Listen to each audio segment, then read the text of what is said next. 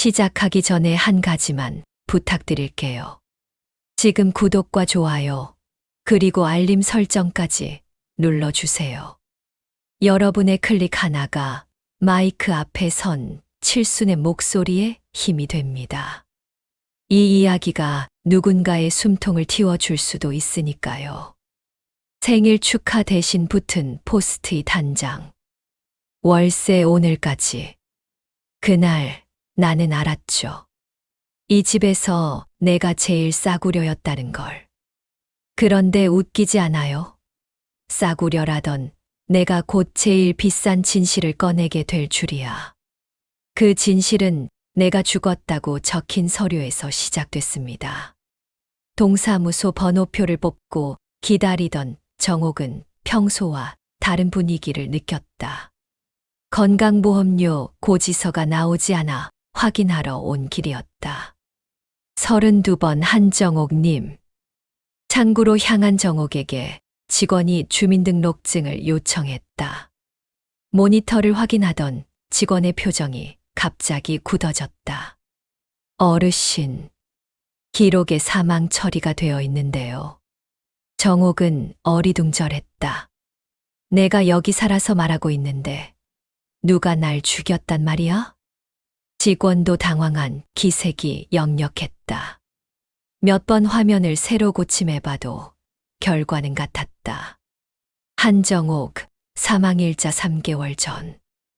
이상하네요. 사망신고가 정식으로 접수되어 있어요. 그제서야 정옥은 최근 몇 달간의 이상한 일들이 떠올렸다. 건강보험이 갑자기 정지되고 은행에서 예금 인출이 안 되던 일들. 모두 사망 처리 때문이었던 것이다. 누가 신고했는지 확인할 수 있나요? 직원이 시스템을 뒤져보더니 놀란 표정으로 말했다. 사망신고 접수자가 김진아 님이라고 되어 있네요. 정옥의 머릿속이 하얗게 변했다. 김진아. 며느리 이름이었다. 뭔가 착오가 있었을 거예요. 혹시 가족분과 확인해 보시겠어요? 정옥은 고개를 끄덕였지만 가슴이 쿵쿵 뛰었다. 며느리가 왜 자신을 사망 처리했을까? 실수였을까? 아니면 집으로 돌아가는 길에 정옥은 휴대폰을 꺼내 진아에게 전화를 걸었다. 하지만 계속 통화 중이었다. 내가 죽었다고. 누가? 혼잣말이 바람에 흩어졌다. 살아있는데도 죽은 사람 취급을 받는다는 게 이런 기분일까? 정옥은 처음으로 자신의 존재에 대해 의심하기 시작했다. 부동산 사무소에 도착한 정옥은 공인중개사에게 자신의 집 매매 내역을 확인해달라고 했다. 사망 처리가 된 상황에서 혹시 집에도 문제가 있을까봐 걱정이 되었던 것이다. 어르신, 대리인 위임장으로 오셨다고 하는데요. 공인중개사가 서류를 뒤적이며 말했다. 정옥은 어리둥절했다. 대리인이요. 저는 그런 위임장 준 적 없는데요. 그런데 여기 매매 계약서를 보니 이미 거래가 완료되었네요. 공인중개사가 보여준 복사본을 본 정옥은 깜짝 놀랐다. 매매 계약서 서명란에는 분명 한정옥이라고 되어 있었지만 글씨체가 달랐다. 이 서명, 제가 한 게 아니에요. 하지만 도장도 찍혀 있고 신분증 사본도 첨부되어 있는데요. 정옥은 손이 떨렸다. 누군가 자신의 이름으로 집을 팔아버린 것이었다. 계약금은 어디로 갔나요? 계좌 번호가 김현수 님으로 되어 있네요. 김현수. 며느리 진아의 사촌 이름이었다. 정옥은 머리가 어지러웠다. 혹시 CCTV 같은 건 있나요? 계약 당일 영상 말이에요. 공인중개사가 사무실 구석을 가리켰다. 저기 카메라가 있긴 한데 영상을 확인해 보니 더욱 충격적인 장면이 펼쳐졌다. 화면 속에는 자신과 닮은 누군가가 도장을 찍고 있는 모습이 있었다. 저게 저예요? 하지만 뭔가 이상했다. 옷차림도 행동도 평소 자신과 달랐다. 그때 정옥은 깨달았다. 누군가 자신을 흉내내어 집을 팔아버린 것이다. CCTV 영상을 자세히 들여다보니 더욱 섬뜩했다. 화면 속 나는 마스크와 모자, 뿔테 안경을 쓰고 있었다. 체형이 비슷해서 언뜻 보면 정옥 본인 같았지만 뭔가 이상했다. 잠깐만요. 다시 재생해 주세요. 공인중개사가 영상을 되돌렸다. 정옥은 화면 속 인물이 도장을 찍는 모습을 유심히 봤다. 왼손잡이네요. 네, 왼손으로 도장을 찍고 있네요. 정옥은 가슴이 철렁했다. 자신은 평생 오른손잡이였다. 가짜예요. 누군가 제 몸을 베껴서 찍은 거예요. 누군가 치밀하게 자신을 흉내내어 집을 팔아버린 것이었다. 도대체 누가, 왜 이런 일을? 집으로 돌아가는 길, 정옥의 머릿속은 복잡했다. 사망 처리를 한 사람도 진아, 계약금을 받은 사람도 진아의 사촌. 우연치고는 너무 많은 연결고리가 있었다. 집 앞에 도착했을 때 현관문이 조금 열려 있었다. 분명 나갈 때는 잠갔는데 문고리에는 작은 봉투 하나가 걸려 있었다. 정옥은 조심스럽게 봉투를 열어봤다. 안에는 한 줄 메모가 들어 있었다. 가만히 계시면 편해집니다. 정옥의 손이 떨렸다. 협박인가, 경고인가, 누군가 자신을 죽은 사람으로 만들어 놓고 조용히 살라는 것이었다. 하지만 정옥은 무서움보다 분노가 먼저 올라왔다. 편하자고. 그럼 불편하게 해주지. 내가 먼저 판다. 정옥은 주먹을 꽉 쥐었다. 누군가 자신의 인생을 훔치려 한다면 절대 가만히 있지 않을 것이다. 집으로 돌아온 정옥은 예전 국수집 창고로 향했다. 뭔가 중요한 단서가 있을 것 같은 예감이 들었다. 창고 천장에 낡은 합판을 밀어올리자 끼익 소리가 났다. 먼지가 우수수 떨어졌지만 정옥은 멈추지 않았다. 손을 뻗어 더듬거리니 차가운 금속 상자가 만져졌다. 쾅 하는 소리와 함께 오래된 철상자 하나가 바닥에 떨어졌다. 남편이 살아있을 때 무언가를 숨겨뒀다는 얘기를 들은 적이 있었지만 이제야 찾게 된 것이었다. 상자를 열어보니 세월의 냄새가 풍겼다. 안에는 1979년 적금 통장, 토지 보상 예정 통지서, 그리고 유언장 사본이 들어있었다. 정옥은 떨리는 손으로 유언장을 펼쳐봤다. 본인 한정옥에게 대구 달서구 대지와 향후 보상금을 전부 상속한다. 남편의 서명과 인감증명 사본까지 정식으로 첨부되어 있었다. 정옥은 가슴이 뛰었다. 이 판, 내가 원주인이야. 속삭이듯 말하며 서류들을 다시 살펴봤다. 토지 보상금만 해도 억대였다. 그동안 자신이 얼마나 많은 재산을 가지고 있었는지 몰랐던 것이다.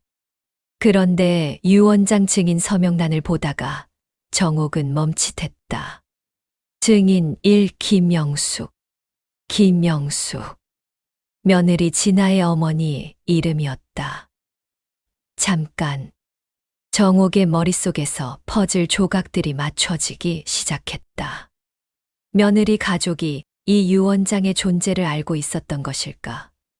그래서 자신을 사망 처리하고 집을 팔려고 한 것일까? 상자를 다시 들여다보니 또 다른 서류가 보였다. 토지 개발 계획서였고 보상금 지급 예정일은 불과 몇 달 후였다. 이제 모든 그림이 보였다. 정옥은 진아의 어머니 박미화에 대해 알아보기 시작했다. 이웃들에게 슬쩍슬쩍 물어보니 이야기가 나왔다. 사돈댁이 요새 힘들다더라고요. 아들이 사업 망해서 대부업 빚이 엄청나대요. 박미화 씨가 독촉 전화 때문에 밤잠도 못 잔다던데. 돈 구하러 이곳저곳 다닌다고 하더라고요. 정옥은 점점 그림이 그려지기 시작했다. 박미화가 대부업 빚에 허덕이고 며느리 진아도 경제적으로 어려운 상황. 그런데 마침 시어머니에게는 막대한 토지 보상금이 기다리고 있다. 퍼즐 조각이 하나씩 맞춰졌다. 사망신고, 대리매매 보상금 선정. 완벽한 시나리오였다. 정옥을 죽은 사람으로 만들어 놓고 가짜 대리인으로 재산을 팔아버린 다음 토지 보상금까지 가로챌 계획이었던 것이다. 나를 죽여야 돈이 쉬워지니까. 정옥은 씁쓸하게 중얼거렸다. 평생 가족을 위해 살았는데 그 가족이 자신을 죽은 사람으로 만들어 돈을 뜯어내려 했다니. 하지만 정옥은 주저앉지 않았다. 오히려 더 단단해졌다. 휴대폰을 꺼내 오래된 연락처를 찾았다. 젊은 시절 동네에서 공부를 잘해서 판사가 된 후배가 있었다. 몇십 년 만에 연락하는 것이지만 이럴 때가 아니면 언제 도움을 요청하겠는가. 전화를 걸기 전에 정옥은 깊게 숨을 쉬었다. 좋아. 판사 친구에게 전화할 시간이다. 이제 진짜 싸움이 시작될 것이다. 자신의 존재와 재산, 그리고 존엄을 되찾기 위한 싸움이. 정옥의 눈에는 예전과 다른 날카로움이 서려 있었다. 정옥은 옆집으로 향했다. 그곳에는 은퇴한 판사 최동철이 살고 있었다. 동네에서도 소문난 원칙주의자였지만 마음씨는 따뜻한 사람이었다. 문을 두드리자 최 판사가 나왔다. 정옥 씨, 웬일이세요? 정옥은 지금까지 일어난 모든 일을 차근차근 설명했다. 사망 처리, 위조된 계약서, 유언장까지.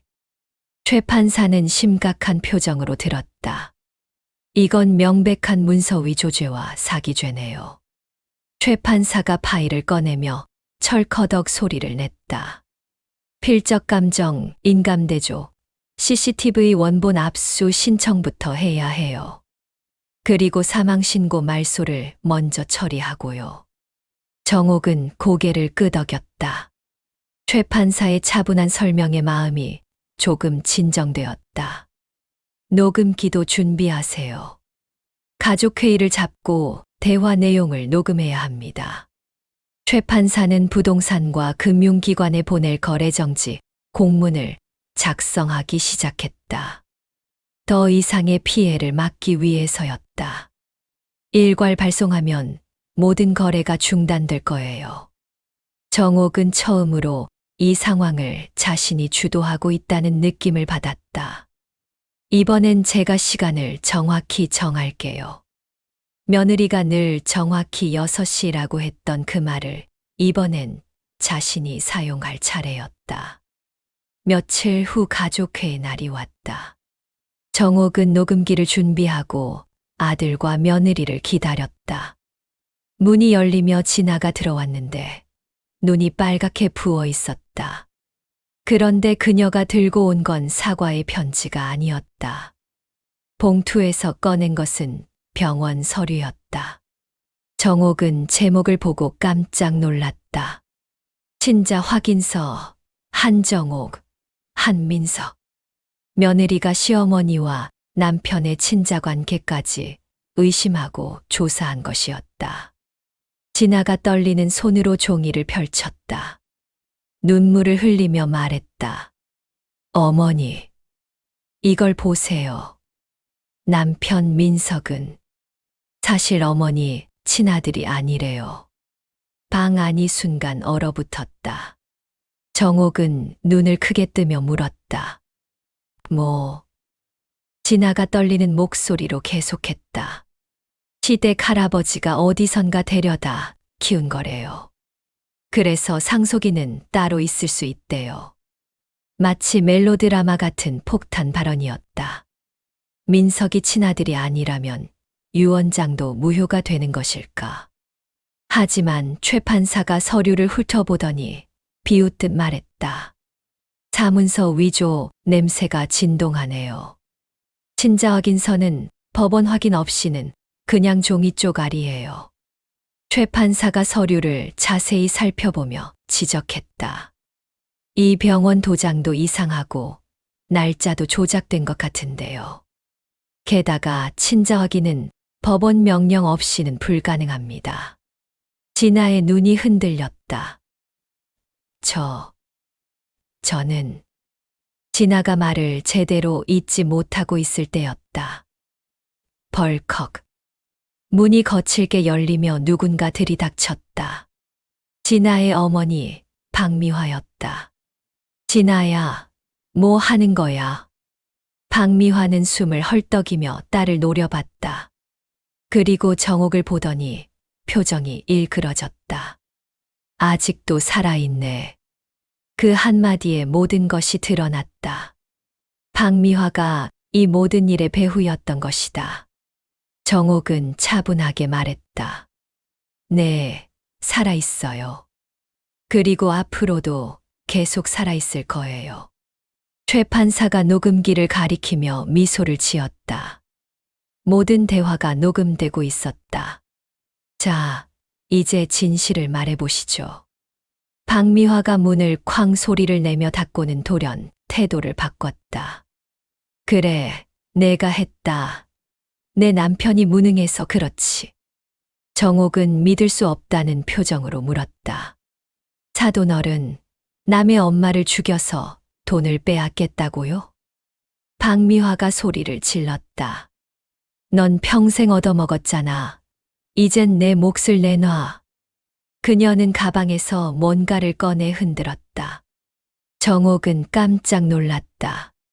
자신의 인감도장과 똑같이 생긴 도장이었다.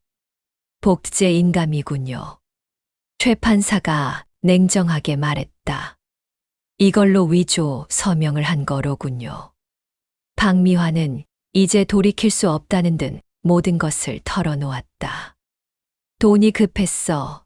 대부업체에서 독촉하고 아들은 사업 망하고 어차피 늙어서 죽을 사람 재산 미리 쓰는 게 뭐가 나빠. 정옥은 허탈했다. 평생 가족이라고 생각했던 사람에게 이런 취급을 받다니. 최 판사가 녹음기를 들어 보이며 말했다. 잘 됐군요. 방금부터 모든 발언은 녹음 중입니다. 박미화의 얼굴이 하얗게 질렸다. 자신이 모든 것을 자백했다는 걸 깨달은 것이다. 뭐라고? 그때 누군가의 휴대폰에서 벨소리가 울리기 시작했다. 최 판사가 전화를 받았다. 네, 최동철입니다. 지금 바로 와주세요. 전화를 끊고 박미화를 보며 말했다. 경찰이 오고 있습니다. 문서 위조죄와 사기죄로 고발했거든요. 박미화는 다리에 힘이 빠져 주저앉았다. 이제 모든 것이 끝난 것이었다. 법정에서 나무망치 톡 소리가 울렸다. 재판장이 판결문을 읽기 시작했다. 필적 감정 결과는 명확했다.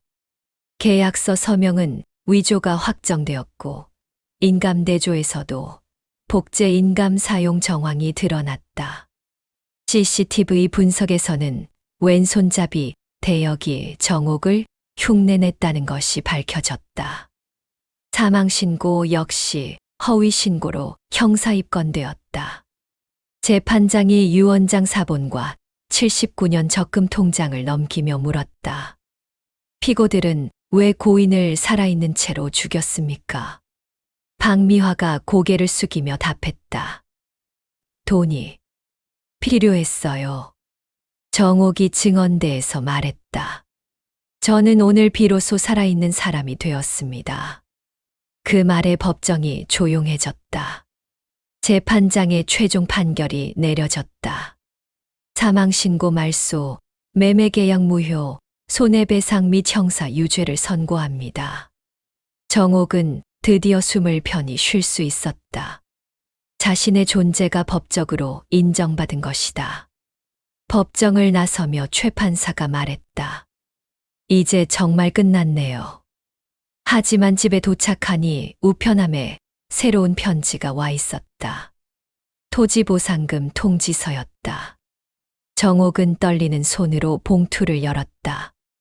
보상금 액수를 보는 순간 깜짝 놀랐다. 이게 정말인가요? 액수는 상상을 훨씬 넘어섰다. 10억 원이 넘는 금액이었다. 정옥은 잠시 멍하니 서 있었다. 평생 국수집에서 하루하루 버텨온 자신에게 이런 일이 일어나다니.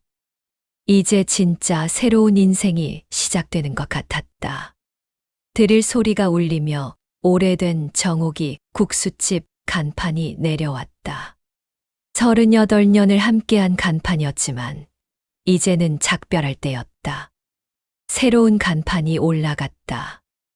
늦봄 피아노와 차. 정옥은 간판을 올려다보며 미소를 지었다. 늦게 찾아온 봄이었지만 분명한 자신만의 봄이었다. 아들 민석이 다가와 고개를 깊이 숙였다. 엄마, 이제야 알았어요. 엄마가 어떤 사람인지. 정옥은 아들의 어깨에 손을 올리며 말했다. 엄마도 엄마지만 나는 한정옥이야. 내 이름으로 남은 시간을 살 거야. 민석이 고개를 끄덕였다. 이제야 어머니를 진짜 이해하게 된 것 같았다. 정옥은 가게 안으로 들어가서 예전에 붙여둔 포스트잇을 하나씩 떼어냈다. 월세 입금 일정, 가스비 납부, 재료 주문. 누군가를 위한 메모들이었다. 마지막 포스트잇을 떼어내며 정옥은 중얼거렸다. 월세, 이제 내 마음의 세금만 내면 돼. 그녀는 피아노 앞에 앉아 건반을 하나씩 눌러봤다. 서툴지만 따뜻한 선율이 가게 안을 가득 채웠다. 창밖으로는 봄바람이 불어왔다. 정옥은 창문을 열고 깊게 숨을 쉬었다. 70년을 살면서 처음으로 자신만을 위한 공간, 자신만을 위한 시간, 자신만을 위한 꿈을 갖게 되었다. 한정옥, 이제 시작이야. 그녀는 자신의 이름을 부르며 새로운 하루를 맞이했다. 늦봄의 햇살이 피아노 건반 위에 따스하게 내려앉았다.